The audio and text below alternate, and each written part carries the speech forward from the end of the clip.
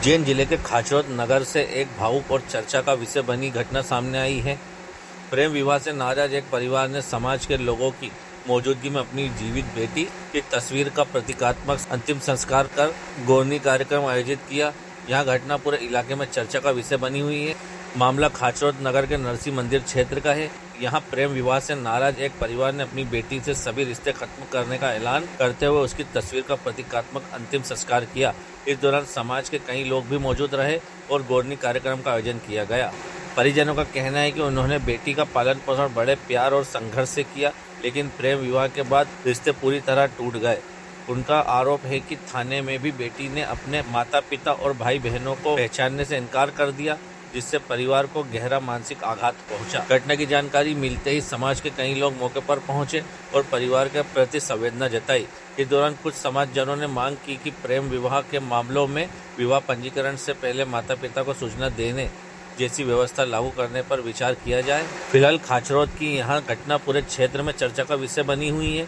मामले को लेकर लोगों की अलग अलग राय सामने आ रही है, जबकि इस संबंध में कोई कानूनी कार्रवाई की जानकारी सामने नहीं आई है। तो यार मतलब को मैंने समाज में कैसे मुंह दिखाऊंगा मैं। दूसरी बात ये है कि समाज का मतलब से उल्लंघन होता है तो उसके लिए अपना समाज में रहना है मेरे को, इसलिए मैंने उसका सुधार करा। मैंने तो मेरे को पता ही नहीं, समाज बोलने लायक नहीं थी अपने लिए। 2025 में आवेदन किया था, उसका कोई एक्शन नहीं लिया था। जो आज एक्शन लेती तो आज वो अंदर रहता। बड़ा जी वही लड़का कोई एक्शन नहीं लिया। उस समय एक्शन लेता तो आज वो मेरी बालिका नहीं जाती। मानना ये है सर कि बच्चे जब 15 से 16 साल या 17 साल के होते हैं और हम उसकी शादी करते हैं, उसके कर्म देख के कि अपनी बच्ची रॉन्ग साइड जा रही है, गलत है, और हम उसकी शादी कर दें, जब भी पुलिस वाले आके खड़े हो जाते हैं कि अभी तो नाबालिग है ना, और जब वो बालिग हो जाती है, जब पुलिस वाले उसको ठप्पा लगा देते हैं, उसको सर्टिफिकेट दे देते हैं कि ये इसकी मन की मालिक है, तो 18 साल में ऐसा क्या हो जाता है कि जो पूरे जीवन माँ बाप उसको समझा देते हैं और 1 घंटे में वो बालिग होने के बाद में बोलती है कि नहीं मैं अपनी मन की मालकिन हूँ। तो ये कानून तो हटाना चाहिए ना सर। कि जो गुजरात में कानून चल रहा है वो अपने एमपी में, पूरे मध्य प्रदेश में, पूरे भारत में सब जगह लागू होना चाहिए कि माँ बाप जब बच्चे घर से भागते हैं तो उनको माँ बाप की स्वीकृति के अनुसार बच्चे शादी न कर पाए। जब तक माँ बाप स्वीकृति न दे उसको कि ये हमारे सानिध्य में हो के शादी हो, तो बच्चे शादी कर सकते हैं। पहले माँ बाप को बुलाया जाए, फिर शादी की परमिशन या सर्टिफिकेट दे सकते हैं आपको। ऐसा एक कानून अपने यहाँ पे भी बने।